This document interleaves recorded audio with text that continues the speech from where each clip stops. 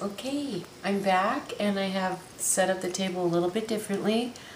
Here are the advertisements that I pulled out of the newspaper that I told you we'll use later.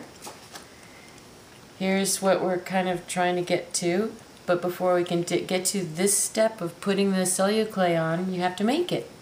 So I finished my piece. I made it so it would sit nice and flat. I had to kind of squish it around a little bit to make it so it really sits nicely because it was kind of sitting like that. So I just kind of manipulated the paper and just pushed it, and I got it to be in this form.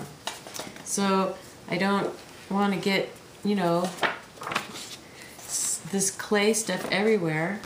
So I'm going to just protect the area. I'm going to move this out of the way.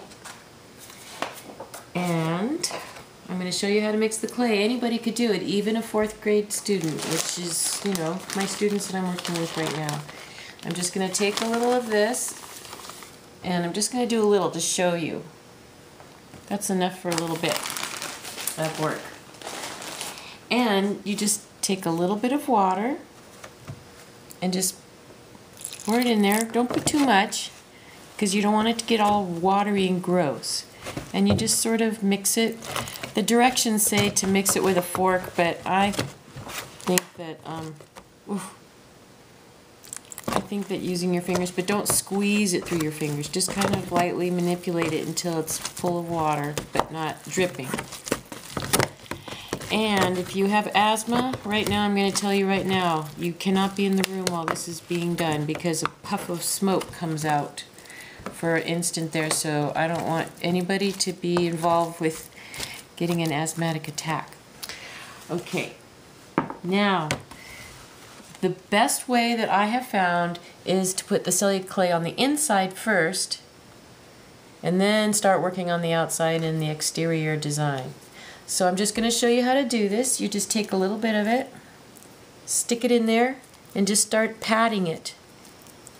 And it sticks right to everything. You don't have to worry about, you know, it falling off or anything. It just glues right to the tape and to the paper. And I'm just lightly tapping this and just adding a little at a time, just doing the inside.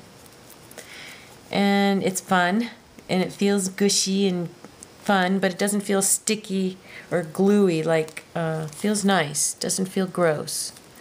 And you're just going to sit there and play, and you'll notice if you push too hard, you might make a hole, and if you don't push hard enough, then you're going to use too much celluclay. So you want to make a thin, just a thin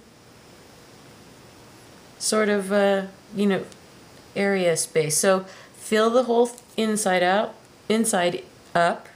and then you could start working on the outside and filling it in, and then you can start working on this area here, and then anything that you have in the exterior. And you'll notice that, you know, the exterior part is, since it's smaller, it's going to be more difficult, but I know you can do it. And then after that, you could paint it, you could do anything you want with it. The only thing you can't do is you can't put liquid in it because it's made out of paper, completely paper thing. So if you want to use these for a household item, you can, but just remember, stay away from liquids. And this is MiZ RiVKA signing off, teaching you how to make paper coil pots. Thank you for listening.